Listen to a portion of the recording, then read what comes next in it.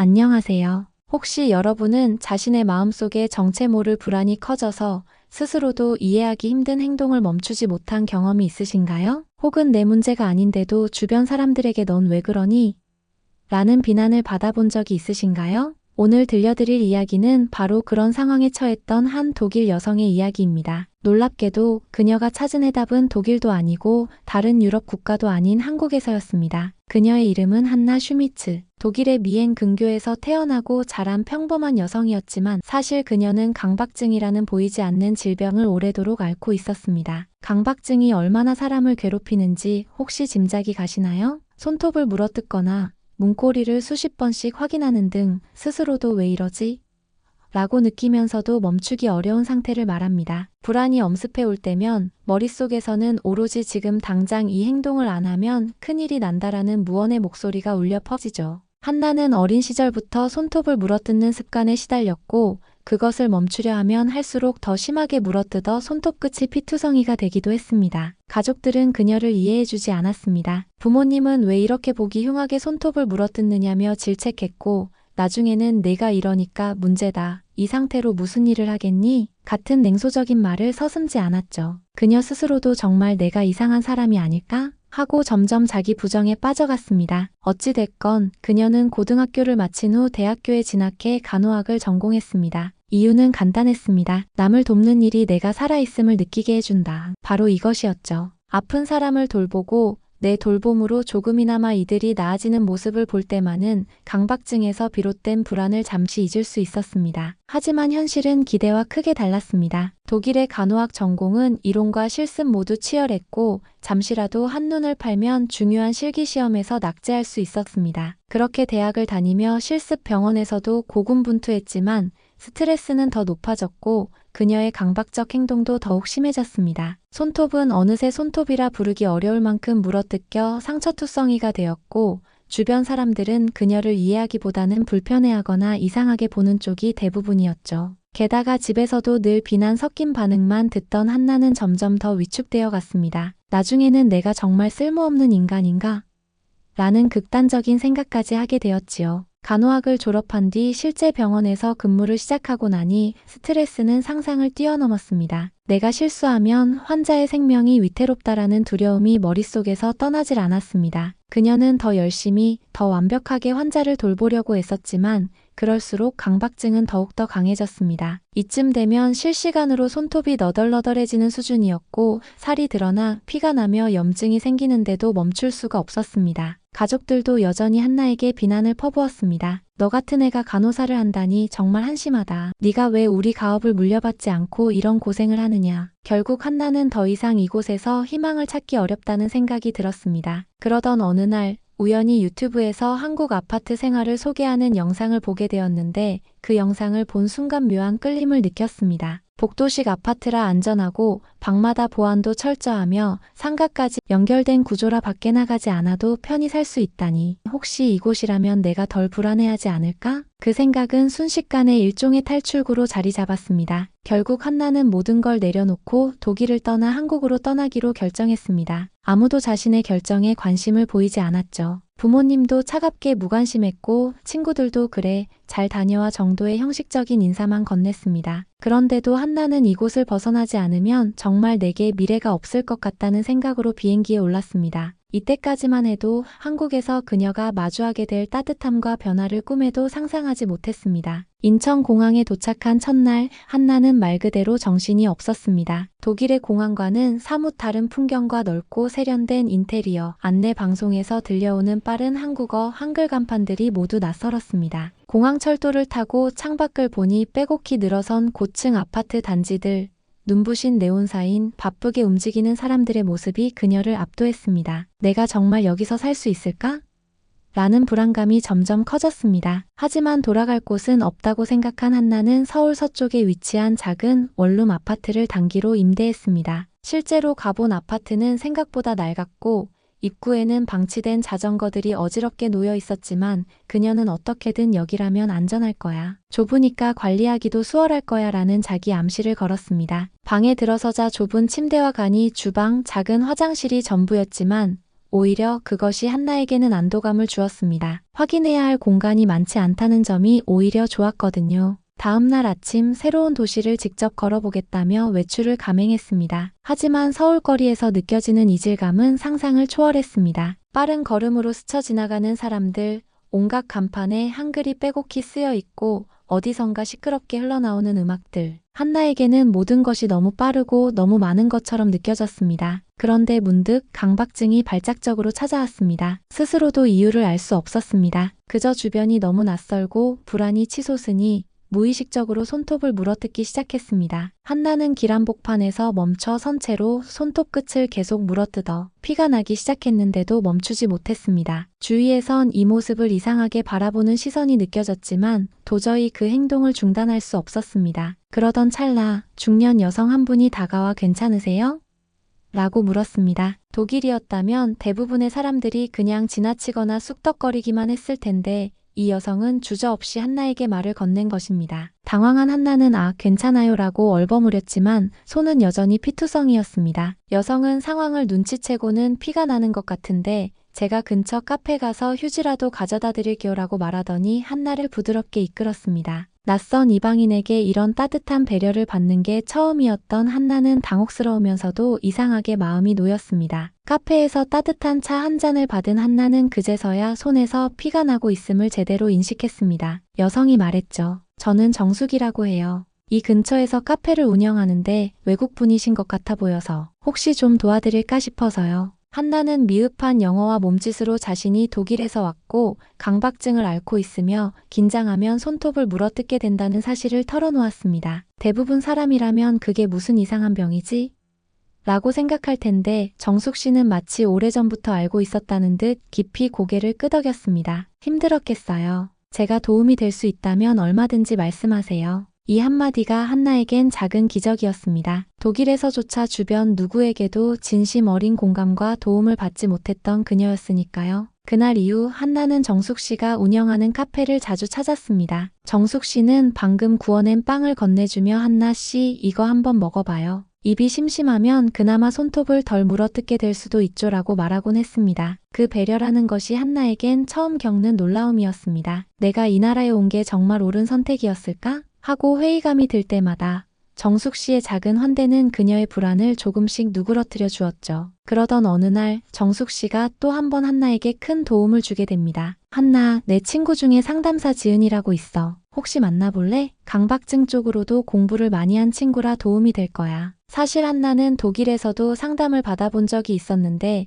그때마다 상담자들은 매뉴얼대로만 질문하고 그녀는 오히려 더 큰 무력감을 느꼈습니다. 그래서 처음엔 망설였지만 정숙 씨를 믿었기에 그래, 한번 만나보자고 결심했습니다. 지은이라는 상담사는 밝고 편안한 에너지를 가진 사람이었습니다. 한나 씨, 여기 와주셔서 정말 반갑습니다. 정숙 언니한테 얘기 많이 들었어요. 한나는 어색해하면서도 천천히 이야기를 시작했는데 지은 씨는 무엇보다 한나가 가족으로부터 이해받지 못했던 아픔, 간호사로서 일하면서 더 심해진 스트레스, 그리고 지금도 계속되는 손톱 물어뜯기 강박 행위에 대해 진심으로 귀를 기울였습니다. 지은 씨는 강박증은 완벽해야 한다는 두려움과 그것을 실패했을 때 일어날 결과에 대한 과도한 공포심이 함께 작용하는 경우가 많아요라고 설명했습니다. 한나는 그 말을 듣고 울컥했습니다. 자신이 늘 실수하면 안 된다, 멋대로 행동하면 큰일 난다라는 압박 속에서 살아왔음을 새삼 깨달았습니다. 지은 씨는 조심스레 제안을 했습니다. 이제부터는 조금 덜 완벽해도 괜찮다고 스스로에게 말해보는 거 어때요? 그건 결국 한나 씨가 한나 씨 자신을 어느 정도 용서해주고 허락해주는 과정이 될 거예요. 상담 후 집으로 돌아온 한나는 거울 앞에서 손톱 상태를 살폈습니다. 여전히 너덜너덜했고 상처가 완전히 아물지 않았지만 문득 지은 씨의 말이 떠올랐습니다. 덜 완벽해도 괜찮아. 이 작은 주문이 이상하게도 그녀에게 조금씩 용기를 줬습니다. 정숙 씨 역시 그 뒤로 한나를 계속 독려했습니다. 한나, 손톱 물어뜯고 싶을 때마다 뭔가 달콤한 걸 먹거나 다른 거에 집중해봐. 물론 완전히 안 될 수도 있지만 해보는 거야. 내가 근처에 있을 테니까. 서서히, 아주 서서히 한나는 스스로를 바꿔나갔습니다. 강박적 충동이 올라올 때마다 손톱 대신 다른 것에 손을 뻗는 연습을 했습니다. 카페에서 새로 만든 디저트를 먹거나 주변 풍경을 스케치해보거나 조용히 호흡을 가다듬는 시기였습니다. 물론 아직 불안이 아예 사라진 건 아니었지만 이런 노력들은 그녀를 한 단계 성장하게 만들었습니다. 그러던 중 정숙 씨의 또 다른 소개로 한나는 한국어 공부 모임에도 나가게 됩니다. 외국인과 한국인이 함께 어울려 언어를 교환하는 모임이었는데 거기서 만난 사람들도 한나에게 굉장히 친절했습니다. 어떤 사람들은 발음이 서툰 한나에게 잘하시네요 하면서 칭찬도 아끼지 않았고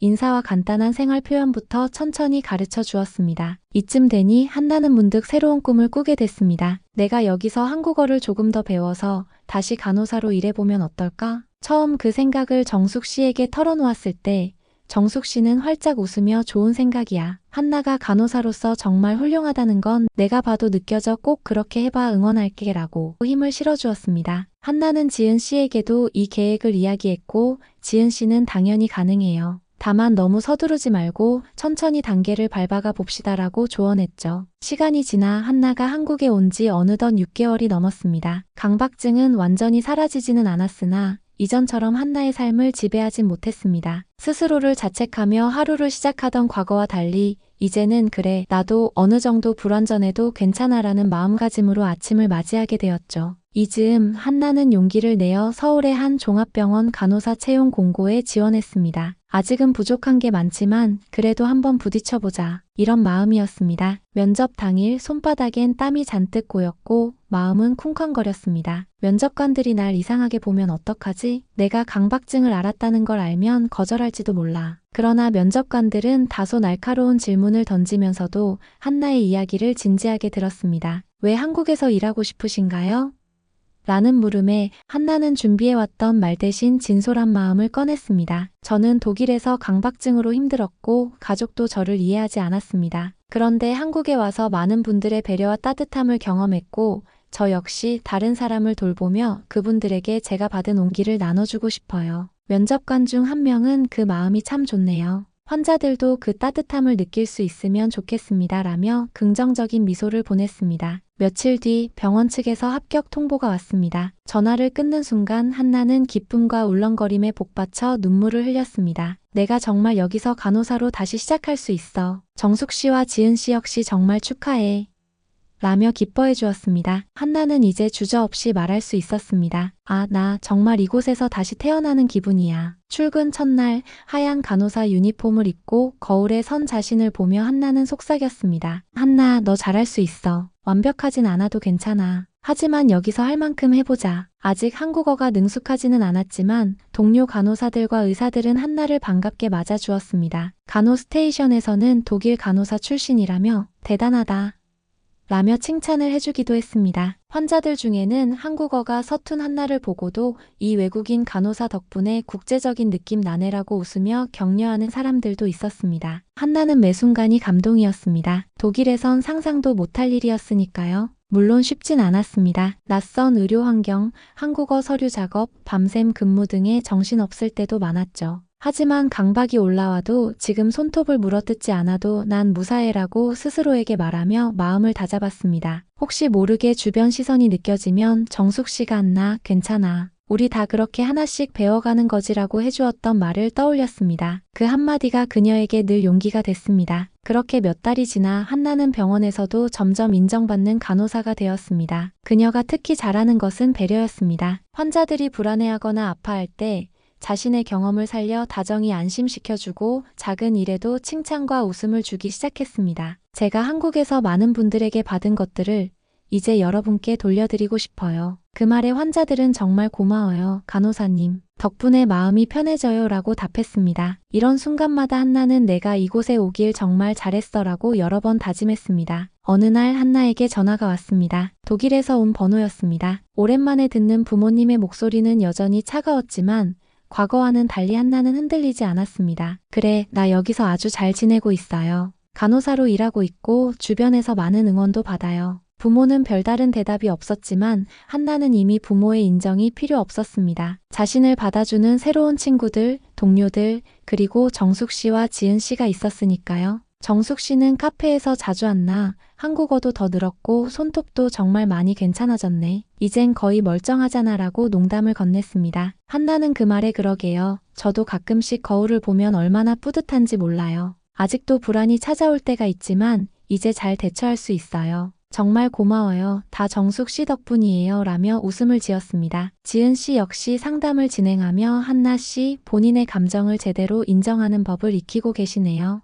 이 정도면 병원 업무도 충분히 잘하실 수 있을 거예요. 라고 한나를 응원했습니다. 그로부터 1년 후 한나는 병원에서 주도적으로 외국인 환자를 위한 안내 프로그램을 기획했습니다. 한국어가 서툰 외국인 환자들을 위해 영문 안내 책자를 만들고 필요한 통역 서비스를 연결하는 아이디어였죠. 병원 측에서는 이건 정말 필요한 아이디어라며 적극 지원해 주었고 한나가 직접 환자들에게 그 서비스를 안내했을 때 환자들은 엄지손가락을 치켜 세우며 땡큐 소머치를 외쳤습니다. 이 모든 일이 한나 스스로에게는 큰 성취이자 보람이었습니다. 한나는 어느 저녁 병원 일과를 마치고 돌아오는 길에 문득 첫날 인천공항에 도착했을 때를 떠올렸습니다. 불안과 두려움에 떨며 내가 과연 여기에 적응할 수 있을까?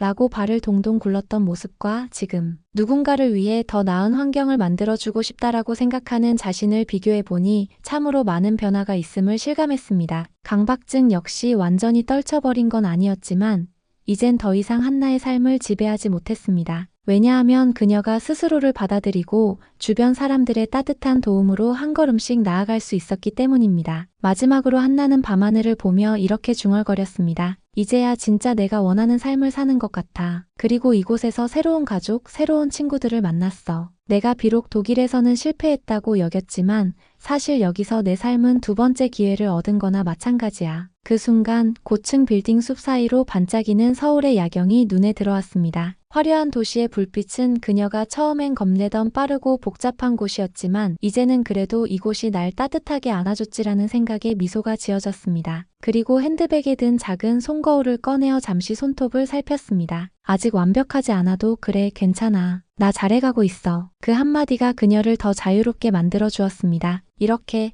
독일에서 강박증으로 고통받던 한 여성은 낯선 한국에서 뜻밖의 배려와 따뜻함을 만나 인생을 새로 쓰기 시작했습니다. 혼자였으면 꿈도 못 꿨을 변화를 이뤄낸 그녀의 이야기는 때때로 조금 덜 완벽해도 괜찮다라는 작은 깨달음이 얼마나 큰 삶의 전환을 가져올 수 있는지 보여줍니다. 만약 여러분 중에도 불안과 두려움, 그리고 주변의 무관심 속에서 힘겨워하시는 분이 있다면 이 이야기가 작은 용기가 되기를 바랍니다. 스스로를 받아들이는 용기, 그리고 누군가의 따뜻한 손길을 받아들이는 용기가 분명 여러분을 새로운 세계로 인도해 줄 것입니다.